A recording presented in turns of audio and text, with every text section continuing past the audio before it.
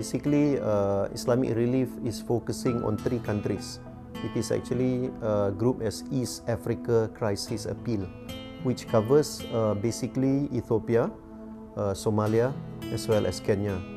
For the case of Somalia and East Africa, specifically for Somalia, it has got a double barrel kind of effect because it is actually being exposed to conflict which has been happening for the last 20 years between Al-Shabaab and the current transitional government. Now at the same time, it is also now facing the worst drought for the last 60 years. Now the issue becomes worse because when the Somalians move southwards towards the Kenyan border, they are being actually faced with a terribly high cost of living in Kenya itself. And these people are actually already poor.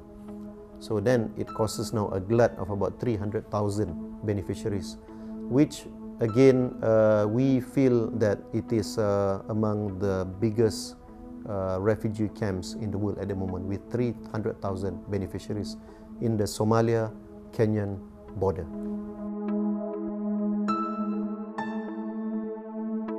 The priority that we are putting as far as Islamic Relief Malaysia is concerned is that we want to make sure that the 3 million at least gets there as soon as possible. That is why we have actually postponed, or we have put aside at the moment, sending people abroad, for the very simple reason that we are leveraging on the international contact that we have, because Islamic Relief Somalia have been around for the last 17 years, where we started off by only involving in seasonal programs like Ramadan as well as Qurbani. And from there on, we moved to actually develop ourselves to become one of the key NGO players that has been helping on the ground, getting funds to developing system, strategic water points, mobile clinic, food distribution and whatnot, which becomes then the middle or the medium developmental program. Our focus for this time around will be on food, on clean water, on medical, as well as on sanitation, because as far as we are concerned, on record currently, about 3.7 million Somalians are actually exposed to famine. Every 6 minutes we have got people dying, and our people, our media team, our crew and our staff has been actually focusing their efforts on southern central Somalia, where most of the beneficiaries have not been able to come to the camp to get help in aid. This is now the reality of the meaning of famine. We discussed the terminology, the numbers, the figures, the statistics, but this is what the reality is. When we say famine, we look at Abdul Rauf and his family here, and we see famine in reality, in the flesh. The situation is very, very desperate for them to have traveled 320 kilometers across the arid desert in the heat, leaving everything that they know. It must have been sheer desperation to have made that arduous journey.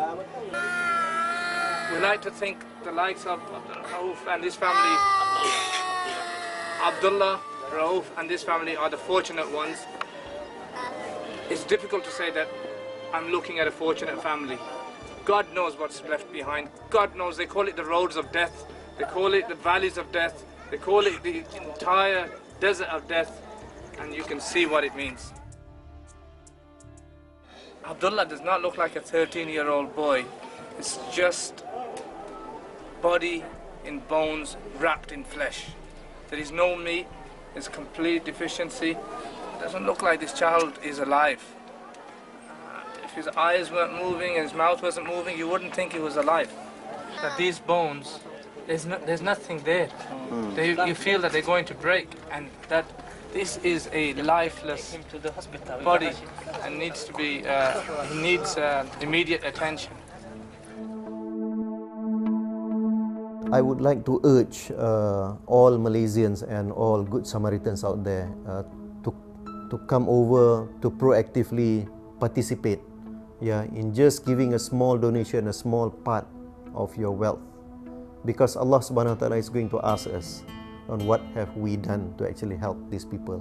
because we are talking about people dying every second, we are talking about people dying every minute, we are talking about mothers, we are talking about sisters running, crossing over hundreds of kilometers in the deadly desert just to get some water, and to see actually their children, their babies just dying in front of their own eyes, helplessly. And through Islamic Relief, you can actually be assured that inshallah your money goes straight to the beneficiaries in Somalia, because we are leveraging on the contacts that we have directly, and because of our permanent officers and because of our permanent presence in the country itself.